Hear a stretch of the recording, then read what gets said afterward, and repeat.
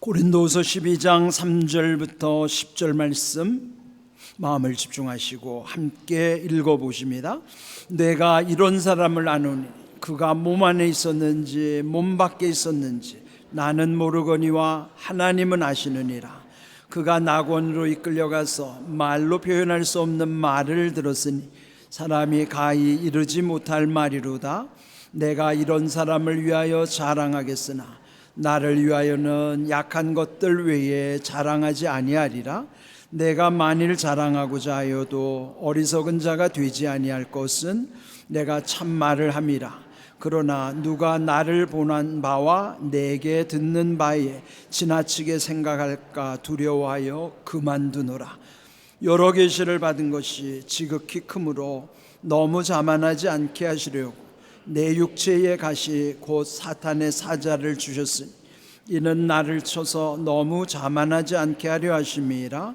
이것이 내게서 떠나가게 하기 위하여 내가 3번 주께 간구하였더니 나에게 이르시기를 내 은혜가 네게 족하도다. 이는 내 능력이 약한 데서 온전하여짐이라 하신지라. 그러므로 도리어 크게 기뻐함으로 나의 여러 약한 것들에 대하여 자랑하리니 이는 그리스도의 능력이 내게 머물게 하려 함이라.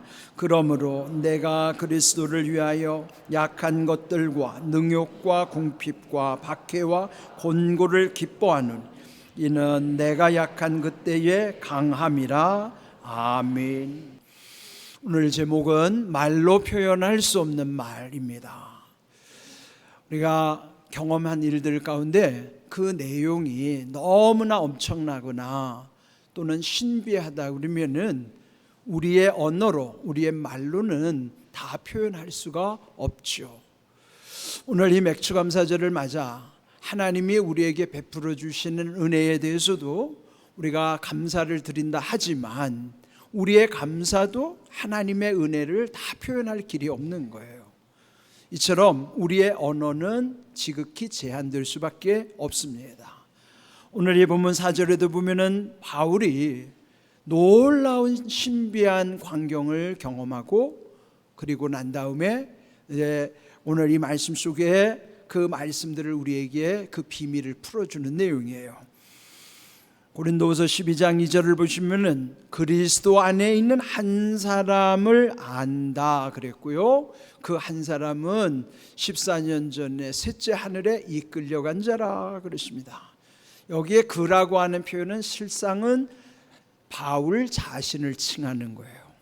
그런데 왜 자기를 강조하지 아니하고 3인칭 그라는 표현을 썼을까?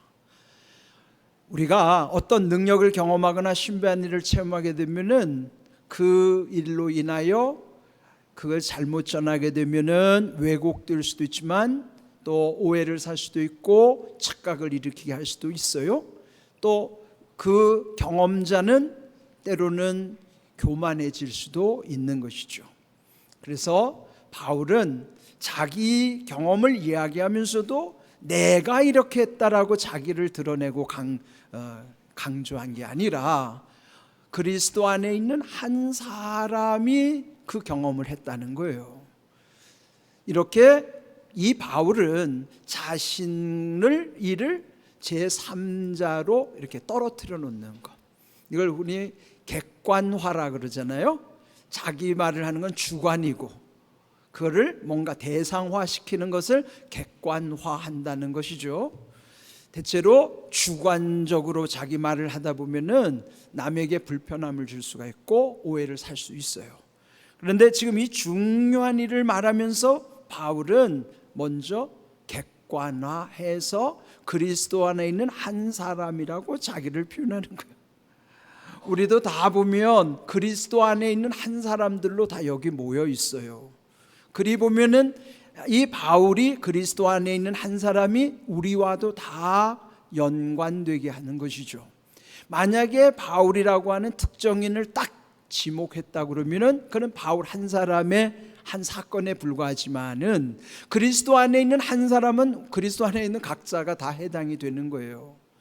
그런데 여기에 또 14년 전에 경험했던 것을 지금 밝히는 것이죠. 여기에 셋째 하늘이라면은 예전 성경에 보면 3층 천이라고 표현되어 있어요. 그 당시 유대인들은 이 하늘을 3층 천으로 이해했습니다. 먼저 첫 번째 하늘 1층 천은 우리 눈으로 보이는 하늘이에요. 흔히 말하는 우리가 스카이라고 하는 스카이가 그게 하늘이에요. 그다음에 2층 천 두 번째 하늘은 해와 달과 별들이 있는 곳이 그건 우주죠. 그 우주 공간을 스페이스라고 하는 2층 천으로 이해했고, 그 너머에 우리가 감히 이를 수 없는 셋째 하늘 3층 천이 있다고 생각하고 거기가 하나님 계신 천국으로 믿는 거예요. 이 바울은 3층 천을 다녀왔다는 것은 천국에 갔다 왔다는 뜻이죠.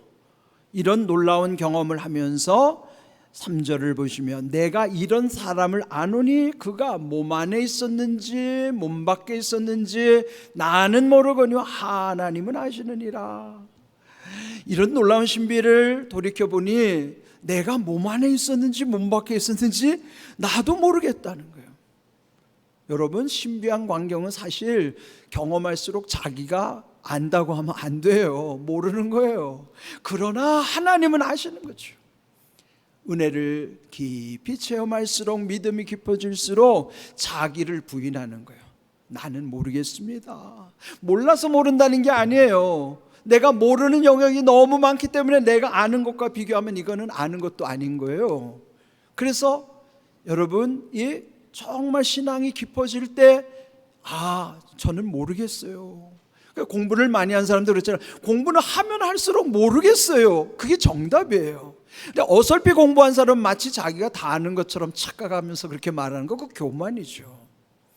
이 바울도 지금 놀라운 신비를 체험했음에도 불구하고 나는 모르겠어요. 하나님은 아십니다. 이게 우리가 믿음이 깊어지면서 우리에게도 경험하는 이런 모습이라고요. 믿음이 좋은 사람은요, 자기가 안다고 말 안 합니다. 나는 모른다는 거죠. 하나님이 아신다고 그렇게 말할 수밖에 없는 것입니다. 오늘 4절의 제목처럼 그가 나아곤으로 이끌려가서 말로 표현할 수 없는 말을 들었으니 사람이 가히 이르지 못할 말이로다. 근데 여기도 보면요, 천국에 자기가 갔다고 말하지 않아요. 이끌려갔다는 거죠. 네, 요즘도 보면 유튜브 특별히 보면 천국에 갔다 왔다는 사람이 왜 이렇게 많아요? 그런데 그들의 주장은 내가 갔다 왔다는 거예요. 바울은 자기가 간 게 아니라 이끌려갔다는 거예요. 자기가 가고 싶어 간 것도 아니고 이끌려갔다는 것이죠. 그러면서 여기에 그 천국이 어떤 곳인지 말로 표현할 수 없는 말을 들었다. 그건 뭐예요? 그게 말씀입니다. 말씀의 세계라는 것은 얼마나 신비한지 우리 인간의 말로 표현할 수 없는 말, 그게 말씀이에요. 그러므로 사람이 가히 표현할 수 없을 정도로, 이르지 못할 정도로 신비한 말씀을 듣고 왔어요. 그러면은 보통 이런 우리가 어떤 신비한 것을 조금 경험한 사람들은 그거를 드러내고 싶어서, 자랑하고 싶어서, 그게 얼마나 입이 간지럽겠어요. 그래서 보통 이 자랑을 하는 게 우리 본성이에요. 고린도후서 11장 18절을 보시면 여러 사람이 육신을 따라 자랑하니 나도 자랑하겠노라. 보통 우리가 자랑한다는 게 보면 다 육신의 자랑들이에요. 내가 또는 우리 집에 우리 자녀가 뭐 그거 잘된 거를 그냥 과시하고 자랑하기를 좋아하잖아요. 그러나 이 바울은 나도 자랑하겠노라 하면서 바울의 자랑은 차원이 다른 자랑이에요. 바울의 자랑은 뭘까요? 고린도서 11장 30절 내가 부득불 자랑할진대 내가 약한 것을 자랑하리라. 부득불은 어쩔 수 없이, 마지 못해, 할 수 없이, 나 자랑하고 싶지 않는데 자랑을 해야 되는 거예요 지금. 그러면서 약한 것을 자랑하리라. 여러분, 약한 것을 자랑하는 사람이 어디 있습니까? 내게 약한 것은 되게 숨기고 가리는 것이지 어떻게 자랑거리가 되겠어요? 그런데 이 바울이 이렇게 자랑하는 이유는 고린도서 10장 17절 자랑하는 자 주 안에서 자랑하라는 하나님의 뜻이 있기 때문이에요. 왜 주 안에서 자랑해야 될까요? 그래야 자기가 드러나지 않고 주님이 드러날 수 있기 때문에 주 안에서 자랑하라 하는 것이죠. 자랑하지 말라는 게 아닙니다. 자랑하되 주님 안에서 자랑하는 것이 그리스도인의 태도예요. 여러분도 자랑할 일이 많아도요, 주님 안에서 자랑해야 되는 거예요. 그래야 하나님이 드러나고 하나님께 영광을 돌리는 것이죠. 오늘 중요한 핵심 말씀은 7절입니다. 여러 계시를 받은 것이 지극히 크므로 너무 자만하지 않게 하시려고 내 육체의 가시 곧 사탄의 사자를 주셨으니 이는 나를 쳐서 너무 자만하지 않게 하심이라. 이 바울은 천국만 경험한 게 아니에요. 여러 계시, 많은 계시도 받았는데 그는 지극히 크다는 거예요. 그건 뭐예요? 이 또한 말로 표현할 수 없는 계시적인 일들이에요. 그런데 바울은 이렇게 엄청난 은혜와 능력을 힘입었으면 보통 사람 같으면 어떻게 돼요? 자만하거나 교만에 빠지기 쉽죠. 바울도 연약한 존재이기 때문에 그가 이렇게 엄청난 것을 경험했으면 그도 교만하기가 쉽죠. 그렇게 해서 교만하게 빠지는 사람들이 되게 이단의 교주들이 그런 거예요. 이단의 교주들도요, 한때는 대단한 체험이 있는 사람들을, 여러분 옛날에 박태선 장로라는 사람이 초창기에는 얼마나 신령한 사람이고 얼마나 훌륭한 믿음의 사람인지 몰라요. 그런데 능력이 임하니까 그렇게 교만해져서 무너지는 겁니다. 바울은 그보다 더했죠. 그런 은혜와 능력을 받았으면 그는 이단의 교주가 되고도 남는 사람이에요. 그런데 그에게 가시를 주셨다. 그 가시는 뭐예요? 몸에 찌르는 고통입니다. 그 가시를 주신 이유는 자기가 너무 자만하지 않게 하시기 위해서 가시를 주신 것이라 하는 거예요. 여러분, 계시와 가시 비슷하지 않아요?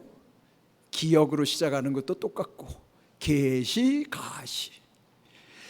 여러분, 계시라고 하는 것은 하나님이 주시는 놀라운 은혜와 능력이에요. 누구나 바라는 바죠.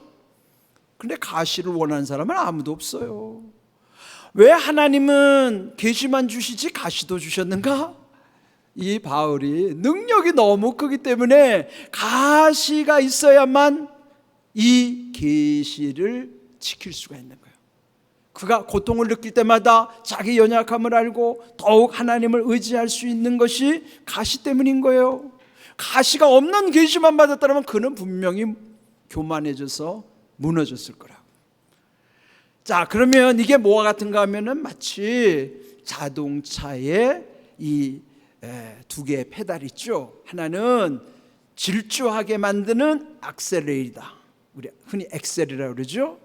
또 하나는 위험한 순간에는 속도를 줄이거나 급한 경우는 멈출 수 있도록 하는 브레이크 기능.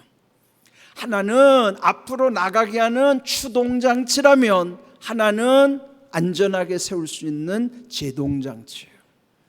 훌륭한 좋은 자동차는요, 속력을 빨리 내는 차가 좋은 게 아니고 위험할 때 얼마나 빨리 안전하게 급정거할 수 있도록 하는가, 그 제동장치가 좋은 차가 그게 좋은 차란 말이에요.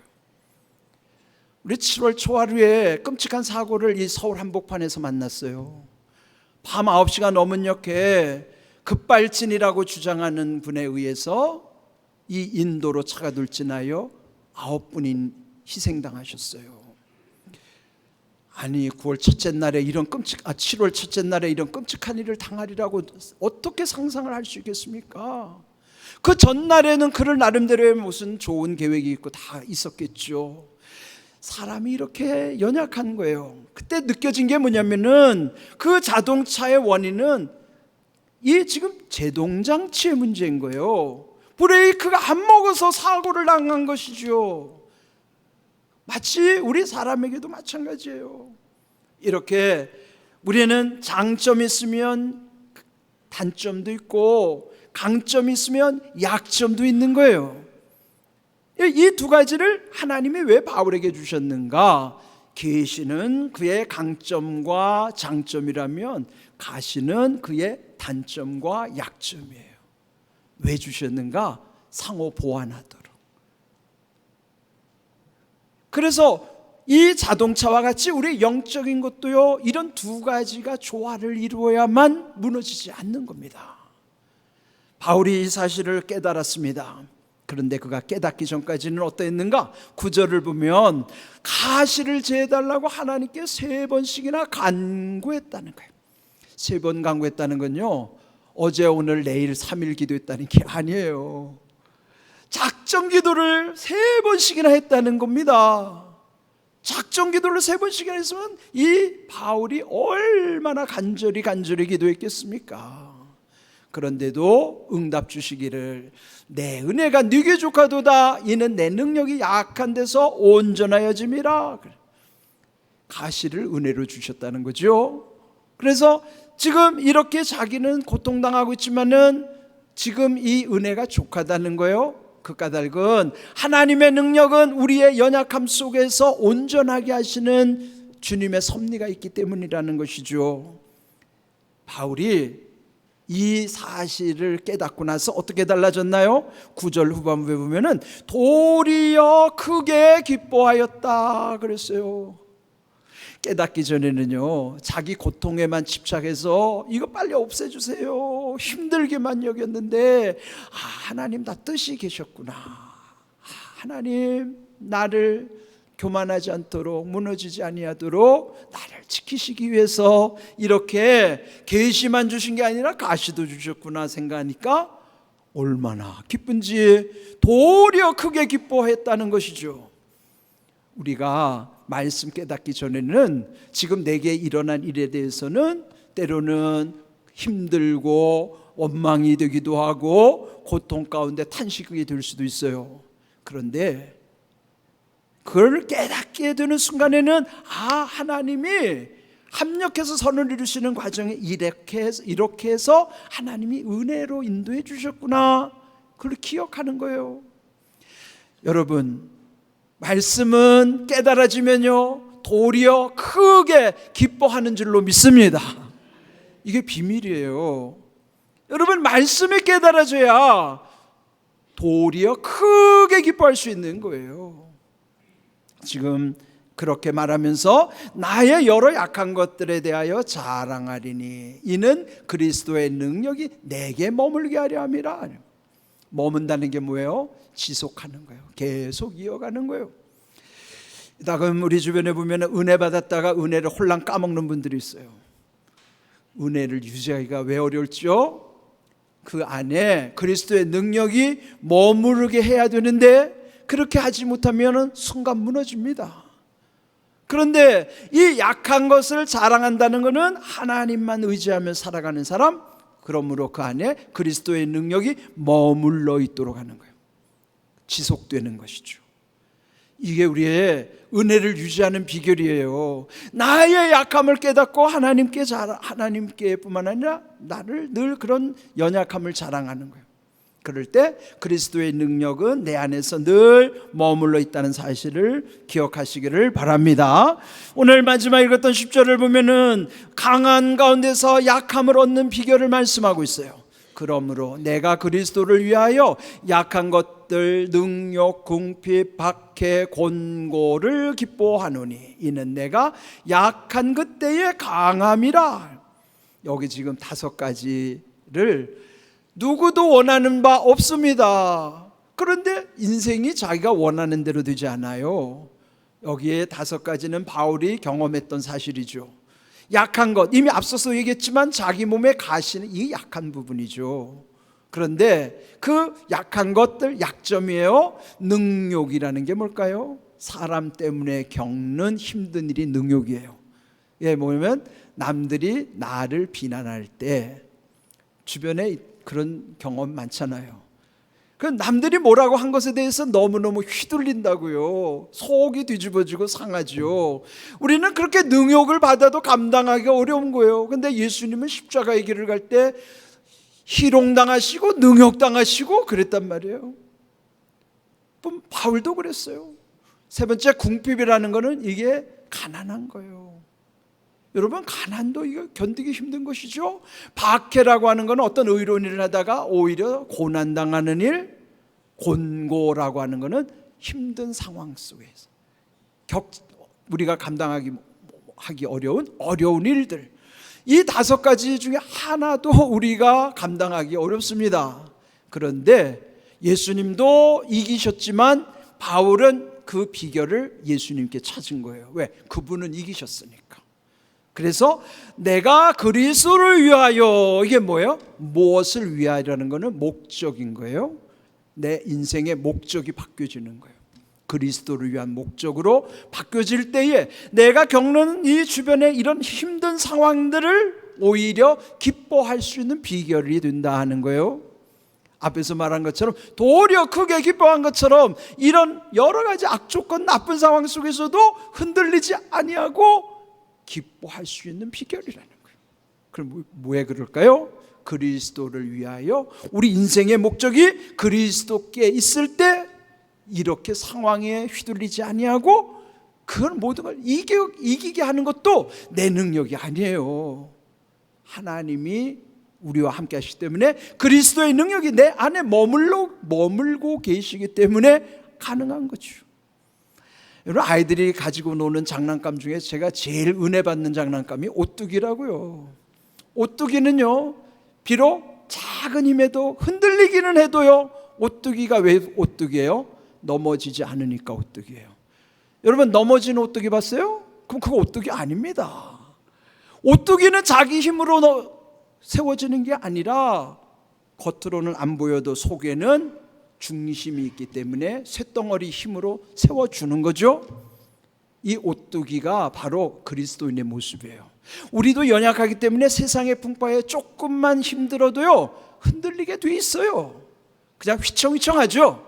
그러나 세상 사람들과 다른 거는 결코 무너지지 않고 넘어지지 않는다는 거예요. 여러분, 오뚜기를 통해서 은혜 받으시기 바랍니다. 그 오뚜기가 그리스도인의 모습이에요. 그거 누가 일으키는 거예요? 쇳덩어리가 오뚜기를 일으키는 것이 우리 안에 그리스도의 능력이 머물러 계심으로 우리를 고난 가운데 일으켜 주시는 거예요. 흔들려도 무너지지 않는 오뚜기처럼 성도는 비록 이런 힘든 상황을 겪는다 하더라도 결코 낙심하거나 좌절하지 않는 까닭은 내 안에 그리스도께서 계시기 때문이란 말이에요.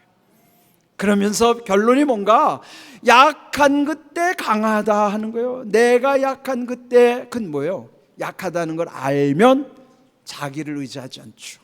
주님을 더욱 의지함으로, 그것은 주님의 능력 가운데 나를 강하게 일으켜 주시는 거고, 그리스도의 능력이 머물러 있으므로 내가 강해지는 것이지 내 자체가 강한 게 아닌 것이죠. 여기 오늘 이 주신 말씀에 보면은 이 바울은 놀라운 신비를 경험했어요. 천국을 경험하면서 나는 그거를 함부로 말할 수 없다. 우리 주변에 천국을 다녀왔다는 사람 보세요. 얼마나 디테일을 다 풀어놓는지. 거기를 갔더니 뭐 누구도 있고 그 옆에는 뭐가 있고 길은 어떻게 놓여 있고. 바울은요, 절대 그런 말을 안 했어요. 그런데 얼마나 신중하는지, 요즘 천국을 다녀왔다는 사람들은 말도 많지만 표현도 얼마나 경망스러운지 몰라요. 그 말을 듣다 보면 꼭 혼을 쏙 빼놓는 거예요. 여러분, 천국은 이렇다 저렇다 말할 수 있는 곳이 아니에요. 바울이 얼마나 이렇게 신중하게 표현을 하는가. 그래서 그는 함구하는 거예요. 말하지 않는 거예요. 주변에서 천국이 어떻다 저렇다 말하는 사람을 조심하셔야 돼요. 천국은 우리가 말로 표현할 수 없는 곳이란 말이에요. 그래서 우리는 천국에 관해서 말씀을 들을 때는 잘못하면 오해를 하기 쉽고 자기 생각에 집착하거나 속기가 쉬워요. 여러분, 천국은 계시 가운데 주시는 말씀 속에서 다 풀려 있는 것이지 그를 사람들이 이랬다 저랬다 하는 천국이 아닙니다. 오해가 없어야 돼요. 오늘 여기 주신 말씀 속에서 바울은 결국 천국에 대해서 말씀을 조심하면서 그가 자랑을 했던 것은 자기의 약함을 통해서 하나님의 능력이 나타나는 비결을 말씀해 주는 거예요. 그렇다면 우리도 자랑거리가 있으면 자랑해야 되겠죠. 그런데 우리 인생에 있어서 마지막 자랑을 놓치면 안 돼요. 여러분도 이 자랑은 붙잡아야 되는 자랑이에요. 함께 읽어볼까요? 우리 함께 야고보서 2장 13절 한번 큰 소리로 읽어봅니다. 긍휼을 행하지 아니하는 자에게는 긍휼 없는 심판이 있으리라. 긍휼은 심판을 이기고 자랑하느니라. 아멘입니다. 여러분, 긍휼이 뭐예요? 하나님 아버지의 마음으로 불쌍히 여김이 긍휼이에요. 자, 잘 생각하세요. 이 땅에 사는 동안에 긍휼을 행하지 않으면 심판받을 때 긍휼 없이 하나님이 나를 심판하시겠다는 거예요. 두렵지 않아요? 그런데 이 땅에서 우리가 긍휼을 행하는 사람에게는 긍휼은 심판을 이기게 하시겠다는 거예요. 오늘 우리의 글로리아 찬양대가 심판하는 자리까지 주와 함께 찬양했는데, 그 심판받는 자리에서 중요한 심판을 통과하는 비결이 긍휼이에요. 긍휼, 불쌍히 여기는 마음. 우리가 이 땅에 사는 동안에 불쌍히 여기는 아버지 하나님의 마음으로 살아가는 사람에게는 이게 중요한 가산점이에요. 심판을 통과하는 비결이라고요. 큰 거를 구하지 마세요. 성경에 있는 모든 말씀이 다 중요하더라도 때로는 내게는 단 한 말씀이 나를 살리고 나를 일으키는 말씀인 줄로 믿습니다. 그 중에 하나가 저는 야고보서 2장 13절이라고 생각해요. 긍휼, 우리가 날마다 긍휼을 구해야 돼요. 불쌍한 마음이 들어야만 한다고.